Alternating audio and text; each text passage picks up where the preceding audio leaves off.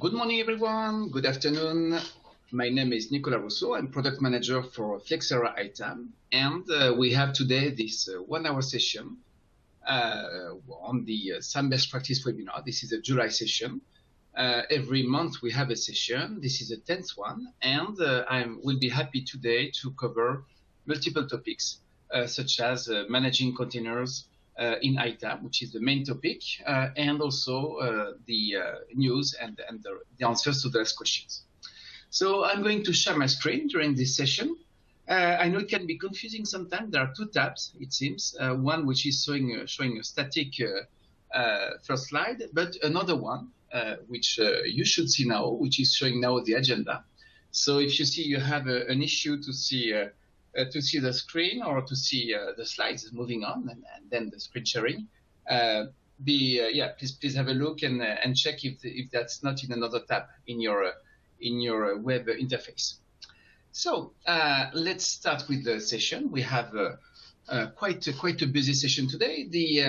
So we'll start with the last session pointers and the answers to the question, then talk about the news, some updates on the SAM Best Practice Hub, and also the release of ITAM 2022 R1.4, which is expected for end of July for EMEA and early August for USA, for the US tenants, and particularly a report which is called the Named User Optimization Report. And then we will spend most of the session on the topic of managing containers, giving some context, drilling down into inventory, how you can inventory Dockers and Kubernetes. These are the two types of containers we support today. And we will have a look to the data in ITAM and also check and discuss about the licensing aspects and the impact on the ITAM licenses needed. So typically, is a container counting as a device, which could have a big impact given the number of containers you may have. So let's start and talk about the last session. And just like every month, I'm insisting a little bit on the fact that you can find any recording of any session that was delivered in the Community Hub. So Community Hub is this section of the community that you access by the welcome menu, Community Hub. And then in the Community Hub, you can access the events and webinars. And you can subscribe to get proactively the notifications for the new sessions. And every month, I'm posting the announcements for the next session, which is what we have here with this container or July session announcement, but also the previous month's recording. Previous month's recording, and that's always the same type of structure. You will get the link to a YouTube video, and then a detailed agenda, which is also reported on the video as an index. Detailed agenda that eventually will provide some links to other solutions or other articles or posts that could be interesting. And finally, you have this PDF version of the presentation I would be showing today, for instance, or I have shown last time. And you can download this material from the community, and particularly, you can subscribe to get the next announcements. So that said, I will move back to the questions that we had. Not so many, actually. So the topic was around integrating ITAM and FlexNet Manager with the CMDB and with ServiceNow, with ITSM, for instance. And the first question was, about a little bit nomenclature, which is a very important topic in ITSM. So why doesn't Flexera reference FlexNet or Flexera One as an asset management DB? And then, why would SAM in this IMDB not be, a part of the CMDB, while the CMDB is a broader scope? And totally agree. I totally agree that ITAM stores asset information, stores contracts and anything related to license assets in particular.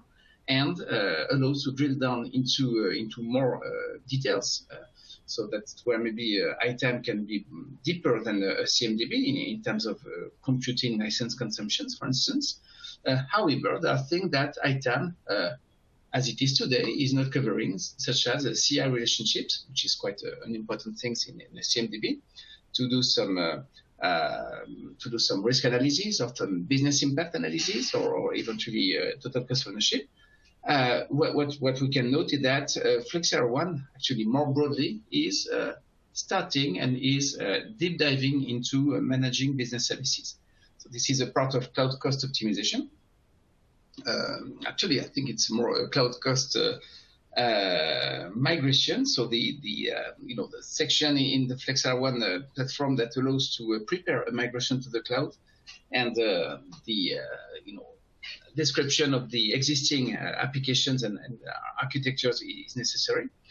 So this, little by little, ITAM is broadening into things which are closer to a CMDB. As well, the IT visibility normalization is exactly what the CMDB requires.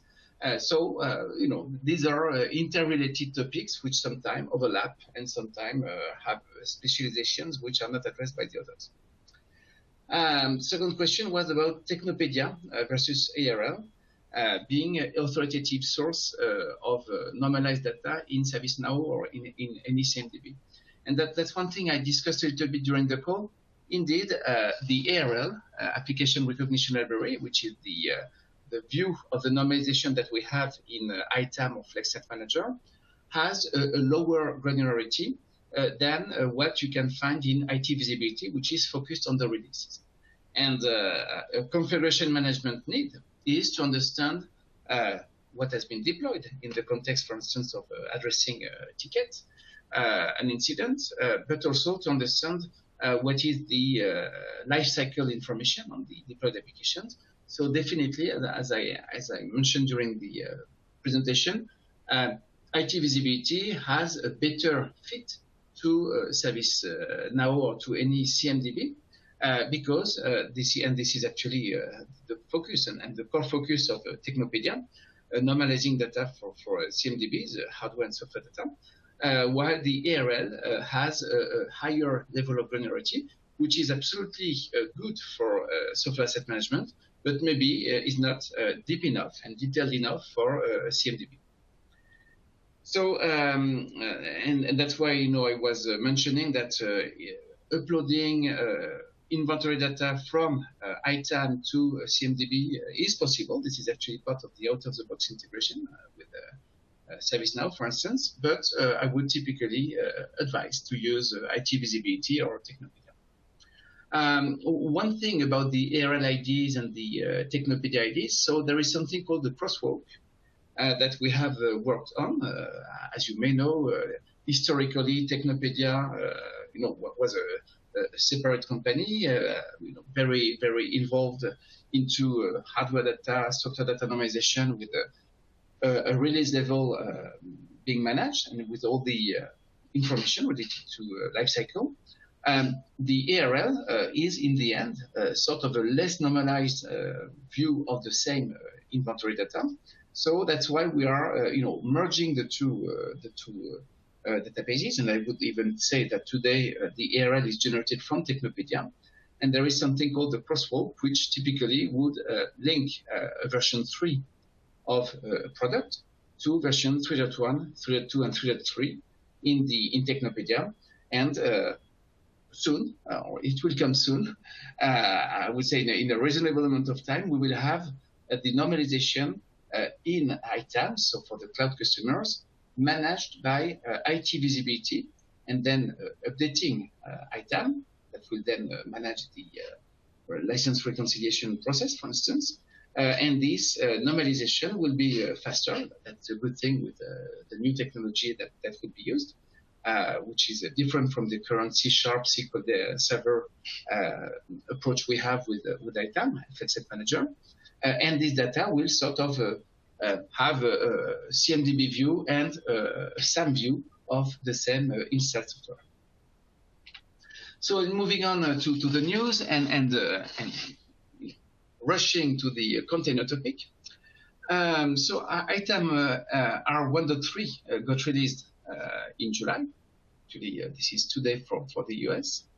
And if you go to the documentation, so I often refer to this site, which gives you online all the documentations, and particularly one about the released features. So if you pick up FlexNet Manager Suite Cloud, you will see this feature by release document, and you will see that in July, indeed, we have today or yesterday, we have a new version, and basically there were additional supports from versions, but nothing big that got released. So if I open this specific part, you will see that this is mainly about additional compatibility that has been tested, and actually quite a number, but no feature that could be, that you could use beyond deploying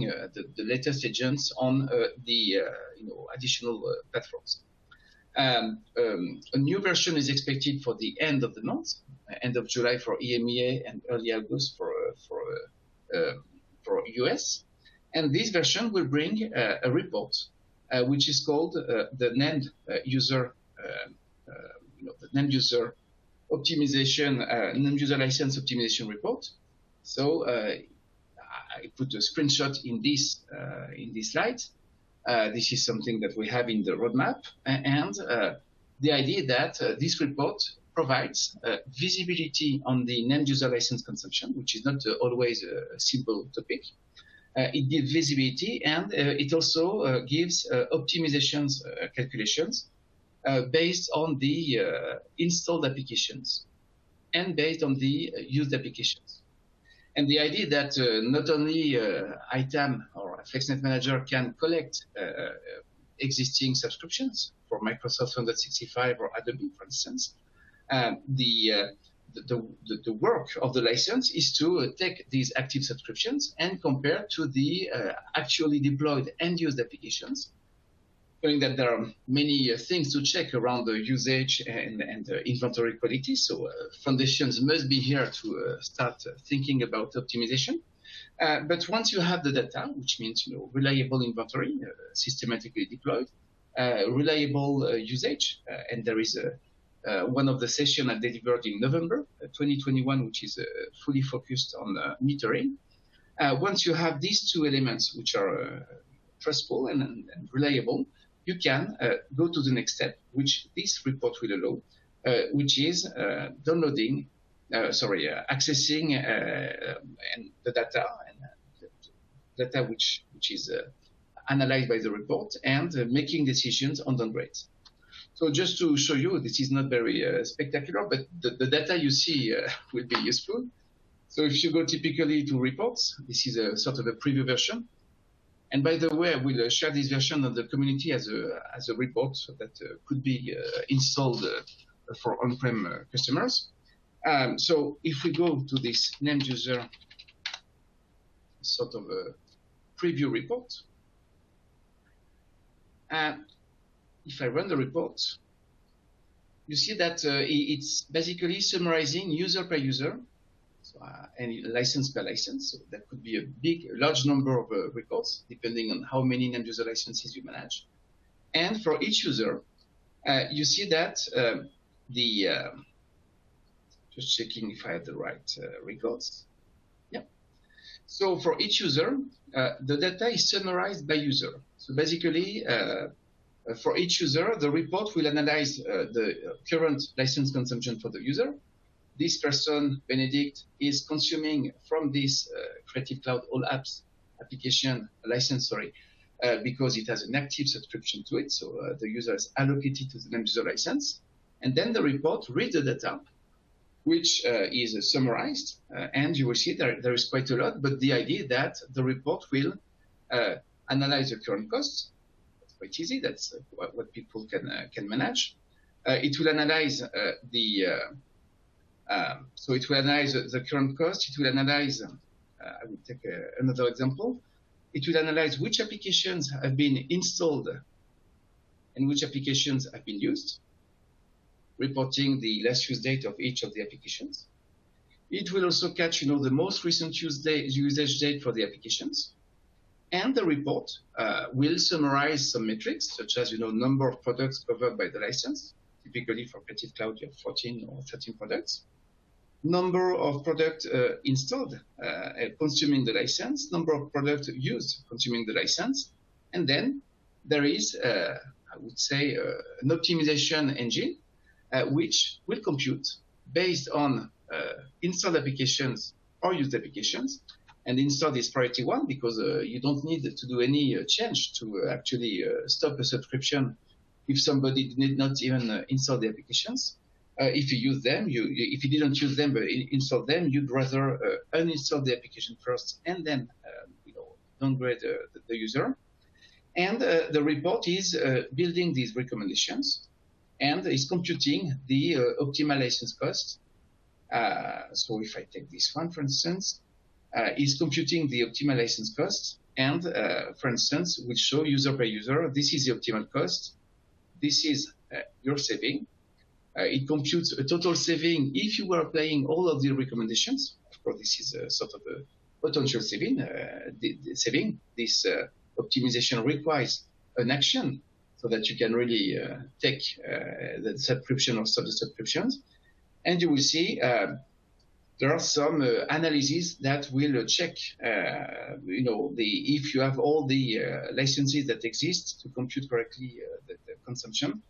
So that will be a very detailed documentation. But with this report, you will get both the visibility, which today the end user license don't provide so much. They provide just a list of allocated users with eventually the device which is consuming for the user. You have another report which is giving the installed software consumption, but nothing is mixing like this report, both installed software, usage, giving costs, computing optimizations, knowing that the optimizations are hard-coded for two products or two suites. One is Creative Cloud, so basically it checks with a threshold of 2 if the user is below or above the threshold in terms of installed applications or used. And then the calculation, the optimization will be if you have less than 2, don't use the suite product. So very classical optimization on Creative Cloud. The other hard-coded optimization is around Microsoft 365. So the report checks, and you need to have the licenses created to make sure that the report can assess each user against each plan. And that's why you have this command that will say, be careful, you need to create the licenses if something is missing. And the idea that each user will be assessed against the F3, there's a Microsoft apps, and then E1 and E5, E3 and E5. There is sort of a sequence of subscriptions with Microsoft, and each user will be evaluated against the lowest, and then it will go up. And there is even a generic subscription evaluation, a generic optimization, which is in this report. Basically, any user will be assessed against any other plan or end user license for the same publisher if he has an active subscription. And the report will count the number of covered products by the subscription and will assume that the less product, the lowest cost. And each user will be assessed from the lowest subscription to the highest, the current subscription. And an optimization will be computed based on based on the installed application and the use application. So I'm sure you will spend time checking this report on your data, but it opens to good visibility and optimization. One little thing I would say on Microsoft, between E5 and E3, for instance, the difference is sometimes around security add-ons or things which are not really installed applications. So, of course, the report needs the installed applications being matched to the licenses that have been created, and needs the differences to be on measurable facts. Installed applications. We could imagine to have soon, Salesforce, for instance, that are importing from SAS Manager the activated features and the mapping to the current subscriptions. So the data, and the more inventory data and usage data we get, the better the report can be, because it just does the automated calculations and assessments. Not to forget, if SAS Manager creates Adobe licenses from the Adobe portal data collection it's performing, note that an announcement has been implemented last month, so that SAS Manager creates the licenses with a SKU, which will automatically link the licenses to the applications. So any customer from ITAM Cloud, from Flexera One ITAM, will, without further issue or efforts, will get the SAS Manager Creative Cloud Complete and standalone products users evaluated and included in these optimization calculations. So that's what you can expect to see in the coming months. Let's move back to the presentation. And just wanted in a minute to have enough time for the containers to give you a little view on this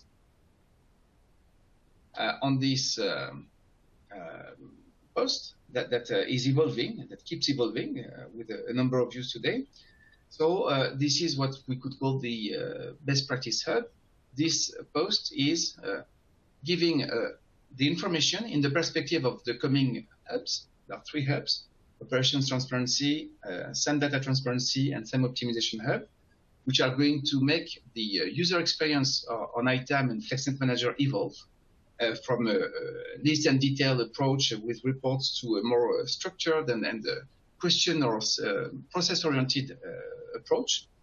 And I just wanted to mention that this you can access this document that keeps evolving, that contains all of the sessions that have been delivered and that are going to be delivered. So expect to see the July session recording mentioned in this document. And then the various hubs are described with refreshed mockups that I added recently, with the sort of summary of the structure of the hub, because the data was quite detailed. And then you get all the details for each of the hubs about SAM operations, for instance, transparency. You get the links to existing solutions in the community if you're on-prem, and you can create actually reports, which will be productized and which will be in these hubs soon. And you can go through the different hubs details that will help you also in answering these questions, because all of this is actually, the goal is to make your work more streamlined and start, your SAM activities from KPIs that will show, for instance, if you have, the Zoom is not very good, you will get a summary of what makes your performance in SAM. Typically, a number of failed tasks, beacon that don't report, a number of offline virtual machines with no host.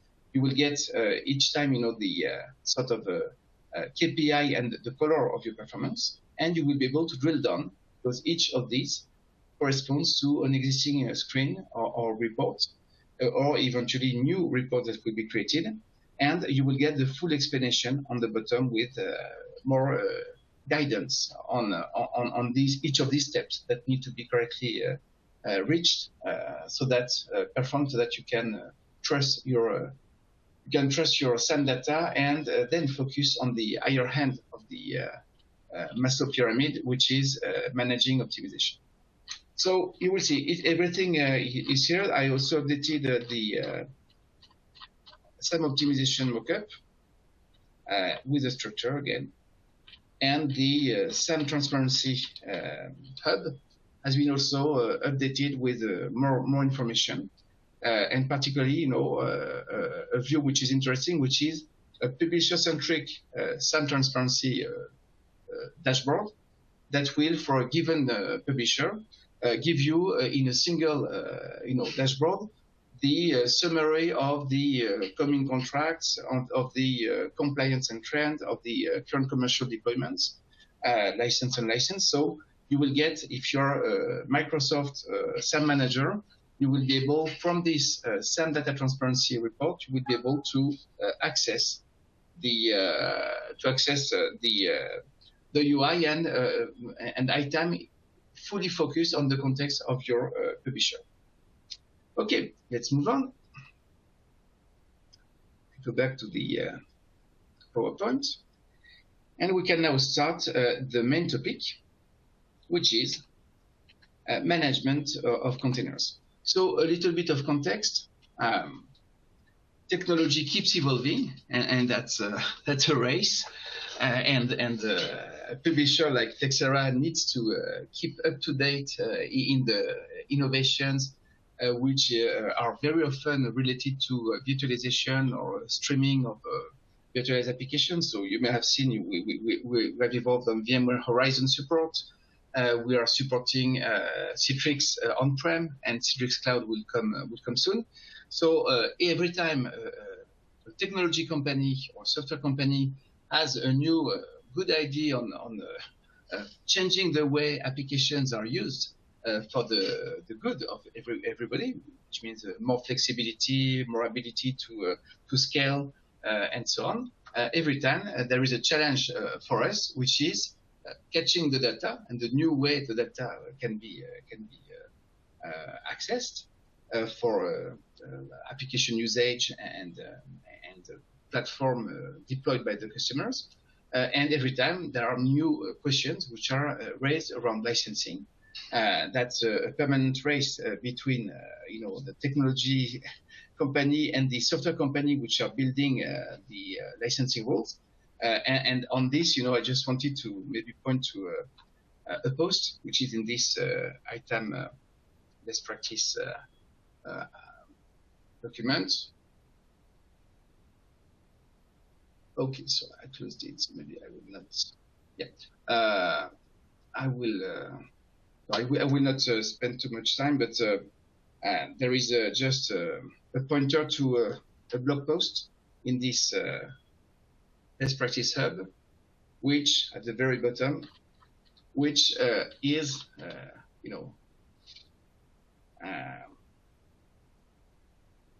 okay.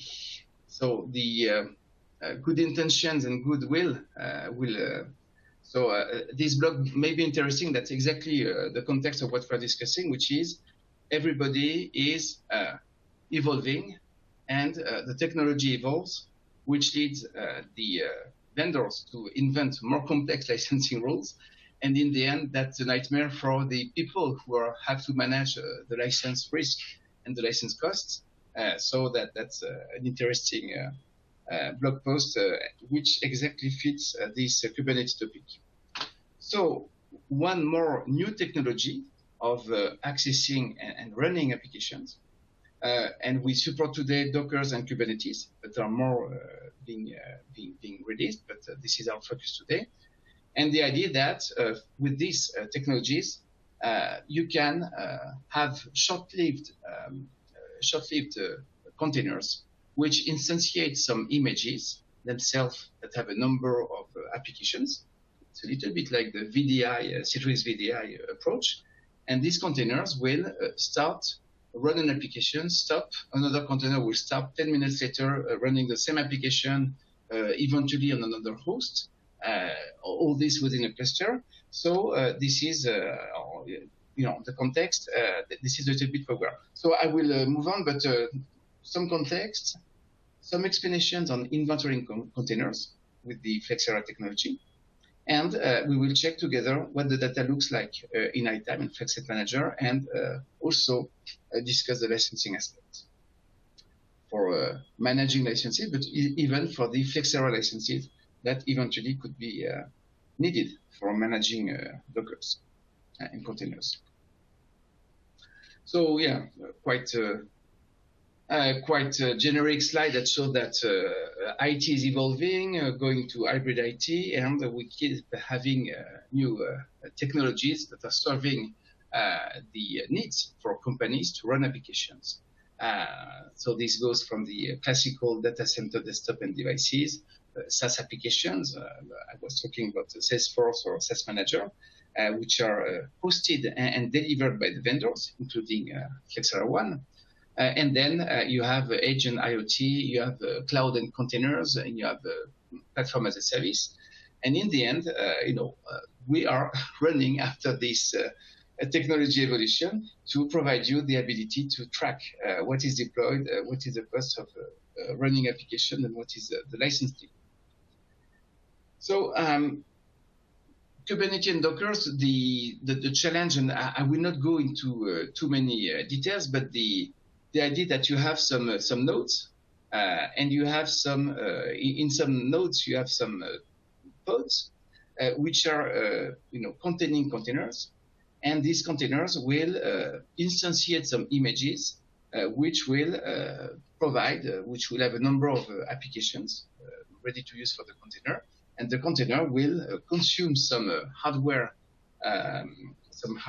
resource on the clusters and on the hosts which are in these clusters, and you have you have a workload which is dynamically managed, which will allow to scale and to adapt to the constantly changing needs. So this is complex. It means that we are no longer in the classical use case where an application runs on a physical computer or even on a virtual machine. Even if the virtual machine was moving around, that was a sort of a static resource. Here we have an extremely dynamic architecture, which will require some additional means for inventorying data. Why should we inventory containers? So that's a little bit an obvious topic, but this is one more way of running applications. So our customers need some visibility and transparency, at least on the inventory side. What did we deploy? Once you see that you have deployed, let's say, an Oracle database in a container, you get the feeling that there may be a licensing risk. So transparency first. And also next questions, which are, okay, I've deployed some commercial applications on containers. I can even understand from the last container inventory which container was on, what application was on the container from the image it's instantiating and where it was. Next topic is, do I have some vulnerabilities? Is it licensable? Is there an end of life, end of support topic? So it opens to many more things, which are in the end the classical questions you may have on the, I would say, aging technologies of on-premise servers or virtualized virtual machines. But to answer these classical questions, we are getting more and more sophisticated needs around collecting the data and interpreting the data and translating the data into license consumption. So, yes. So, but this is a little bit what we have here. I will go a little bit fast, but this slide gives an overview that a beacon can collect data, which is transited. So this is an architecture document. This data is collected from agents, and you will see that we have a specific agent for Kubernetes containers. But the classical agent is able to also collect data for Dockers, and this data will, through agent inventory or through beacon inventory. If we talk about cloud instances for Azure or Google or Amazon Web Services, we are getting all the data by different means, and the goal is that we take the data from the beacon and import it to Flexera One and model the data so that it can be understood in terms of inventory, but also it can be used by licensing calculations. Moving on, the Kubernetes architecture, and you may have said that, but I'm not, I would say, a technical expert on Kubernetes, but the Kubernetes architecture is that a controller manager which is using a REST API server, will, and there is a scheduler involved as well, the workload will be managed and dynamically will be evolving dynamically thanks to the controller manager. And you have pods which are containing containers. Each several pods can be in a node, and you have a cluster in the end, which is the full, the full scope of this master node, which is sort of managing the workload with the, I would say, workers. That's how it's called with Citrix, with the workers, which are containers in pods that instantiate some images. So, and this view that we have is that's a little bit the same story with Dockers. Probably different things on how the controller works, different APIs, but in the end you get some containers which will have a very dynamic life, being started, stopped, and running applications. So the inventory of containers. Let's start with Dockers. Dockers actually is quite a straightforward topic for the supported versions. So Linux 64-bit, but also Windows, at least Linux 64-bit. The idea that the existing agent, no need for a new one, has the ability to collect Docker data. So on my management, on my demo system, I bet I did not activate the Docker data collection, but if you have a FlexNet Manager 2020 R2 or even 2020 R1 or more, you will see that you have the ability to collect, enable Docker detection, and so in the end, if you enable this, the agent on a Docker cluster will find each of the container and will collect the data related to inside applications and images, active or links between containers and images, and you will get the full data of your container architecture imported into ITAM or FlexNet Manager, provided you have the right, provided this architecture is in the list of supported versions. So that's pretty straightforward for the Dockers. And this is an extract of the documentation that will probably be very useful if you start inventorying Dockers. You have, this documentation, which is called, let's go back to the product documentation. You have this, FlexNet, gathering FlexNet inventory. And this documentation will give you bits and bytes on the classical inventory agent. And you will see details on Dockers. But you have this specific documentation, which is focused on collection of data for containers, including Docker and Kubernetes. And an extract that we have here is that there is an easy way, which is the Docker way, to collect data. So if I go to the document, zero footprint inventory collection, FlexNet inventory scanner, so ndtrack.sh, is injected into a running container, executed to collect software inventory and then removed. So one thing that we see, which is more related to Kubernetes, is that this strategy is very practical. That's why you can just activate by a flag the container data collection. But it can be considered as intrusive by some security concerned organizations. And that's why you will see later we have for Kubernetes two agents, one which is the classical one and another which is a lightweight, where we use some lower level of rights to be less intrusive into the cluster, into the Kubernetes cluster. If we talk about Kubernetes agents, again, important to check the compatibility, which includes Red Hat OpenShift for X, Kubernetes, Amazon. So you have all this in the system reference guide. So I click here.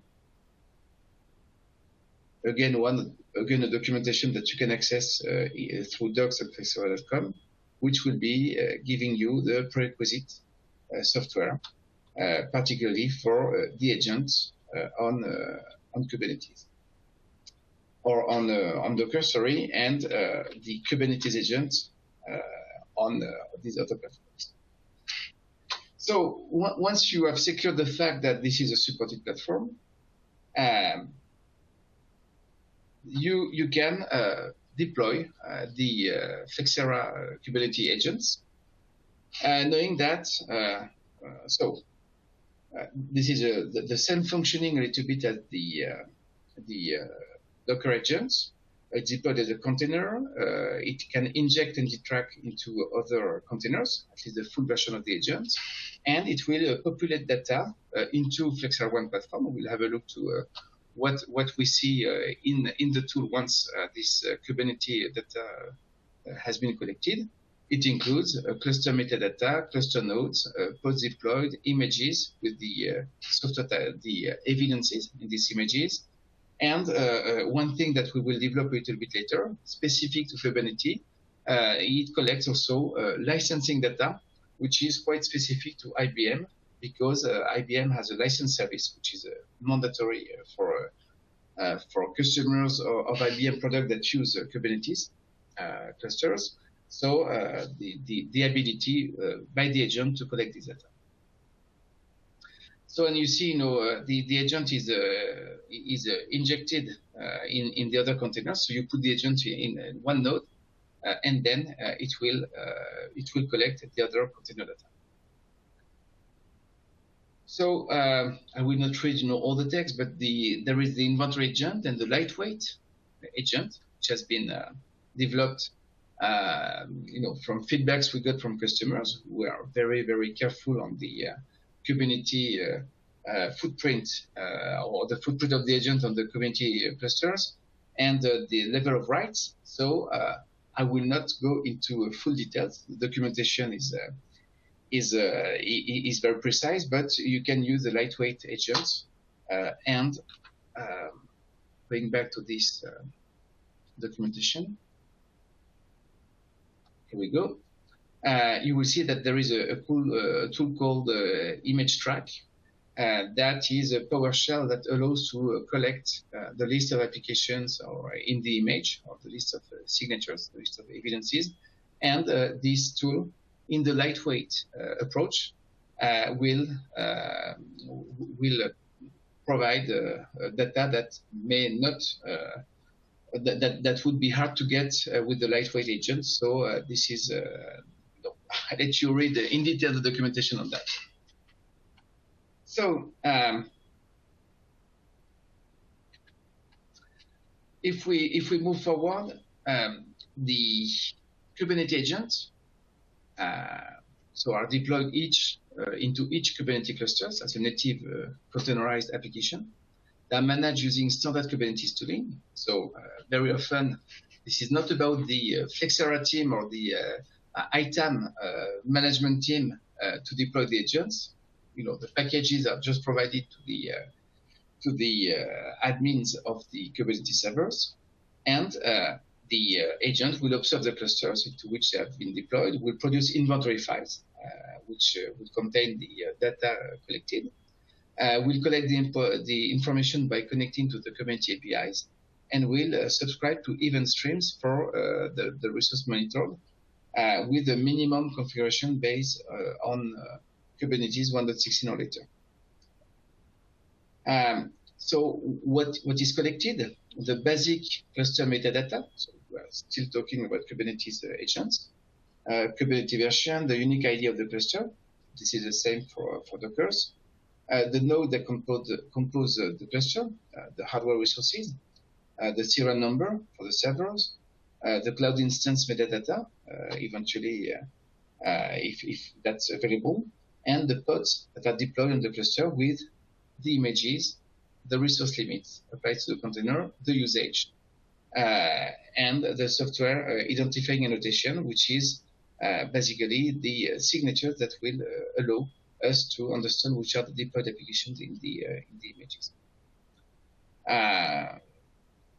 Okay, and this licensing data, which is very specific to IBM for PVU and cloud packs, in the end, because containers will be up and down constantly, the IBM license server will monitor. I'm not sure if it's every minute, every 10 minutes, but it will make snapshots of the current situation in the cluster, and it will catch a peak, a PVU peak, I would say, which is how many Kubernetes containers with how many cores with which PVU factor, the classical thing, have been up,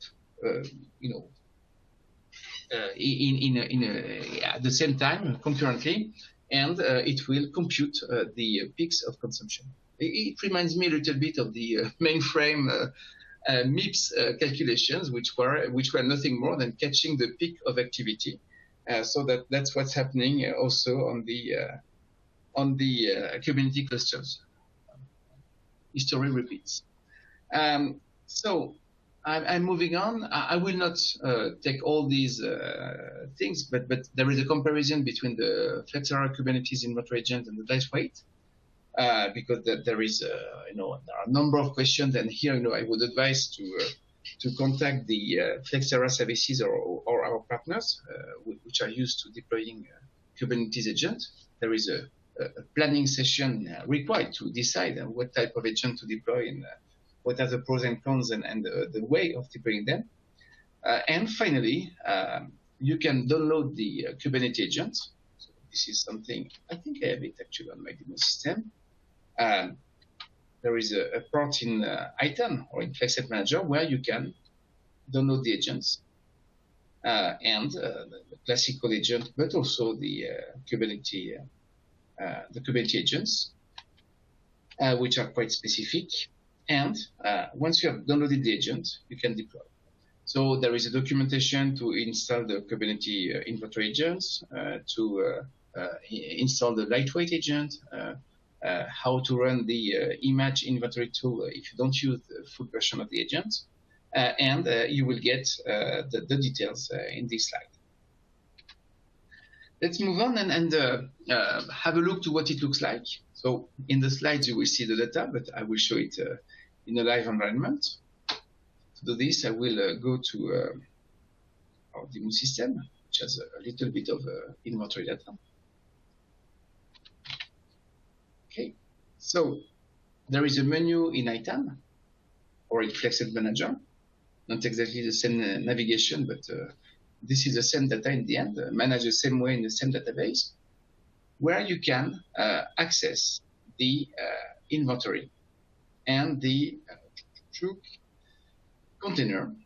All containers is a screen that will show you by default. I'm making the screen by default. By default, there is a nice structure, which is showing what are the clusters, what are the hosts, which are the images which have been deployed, and which are the containers which are consuming or instantiating the images. Each container will have a status running with the last use date, because things keep evolving.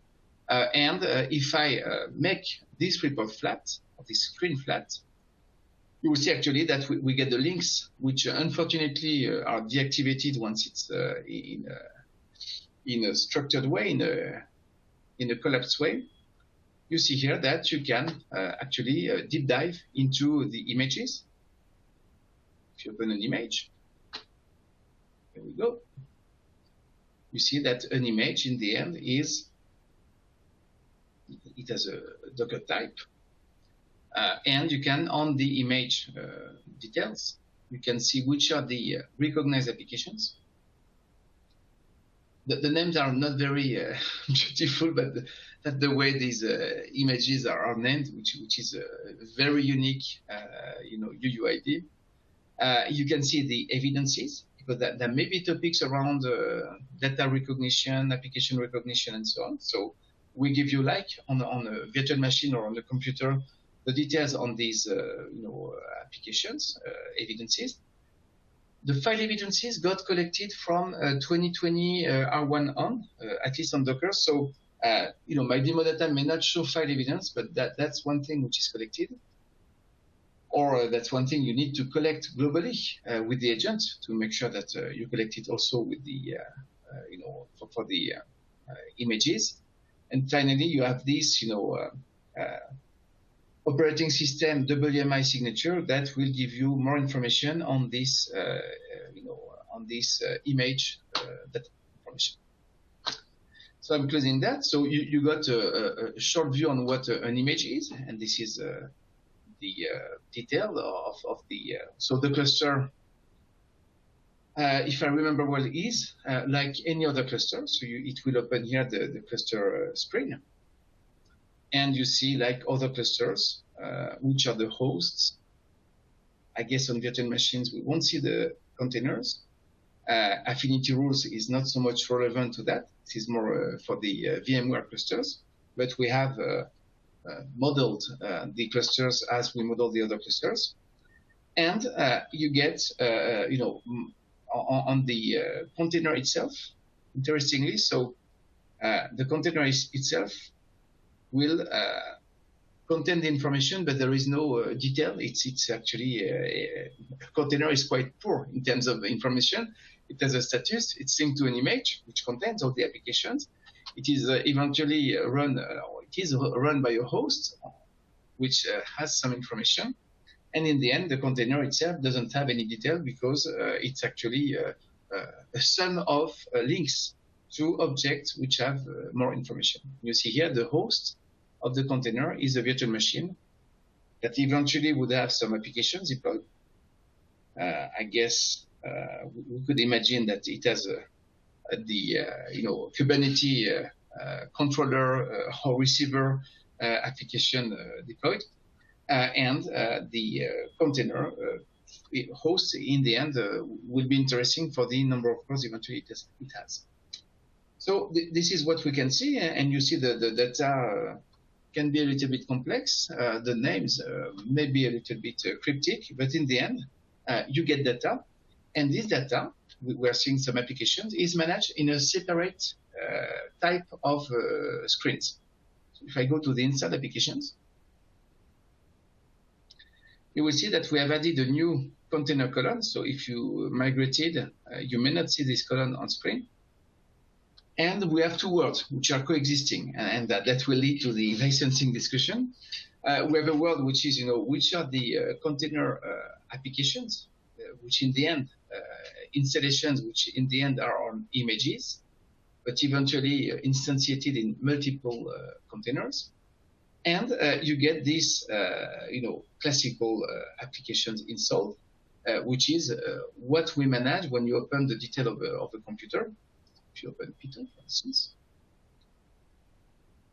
you will see that the classical view you have on the devices, this is what you have worked a lot on, but there are also containers which are instantiating the image.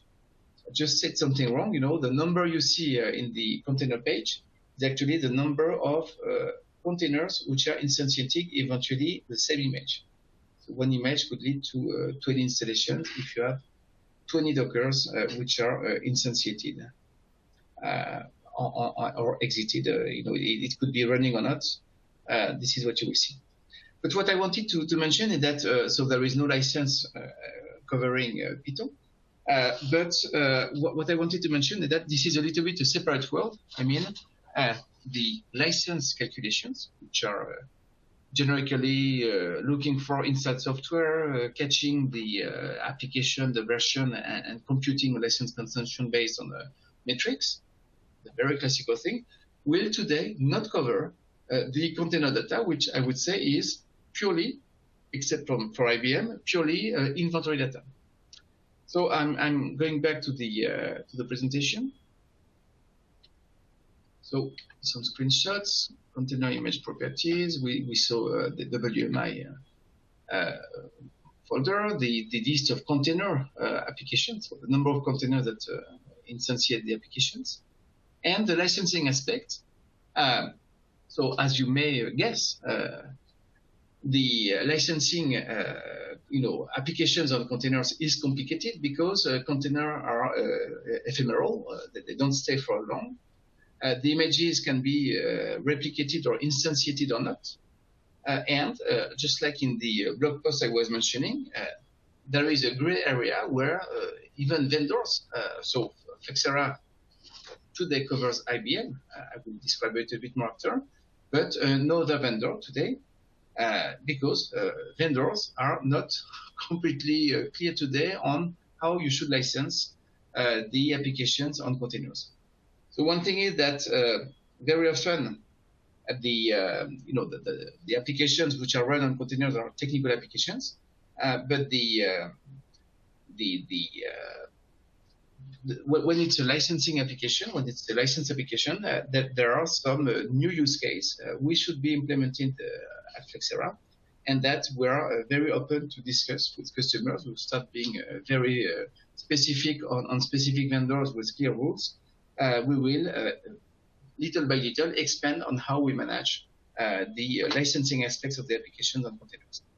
So just very quickly, this is a sort of overview that shows how the Flexera agent is querying the IBM license service. And in the end, data finishes. So you saw a list of containers. This is what I was showing. But also, you have some specific reports. Unfortunately, I don't have any demo data to show you, but the data that the license service is providing to the agent is sort of already normalized. It says, let's say website application server was a network deployment on this cluster, has a consumption of, 1,200 PVU points, because one day a number of containers were up at the same time, reaching up to 1,200 CPU cores, CPU points. And in the end, the data gets collected.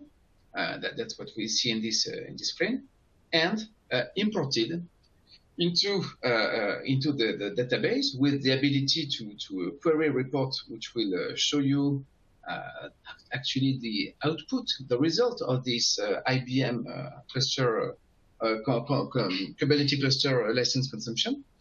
So this is a report which is called IBM container licensing that you have in the database. And you have this cloud pack consumption, which includes the containers consumption. I don't have so much to show you in terms of demo data.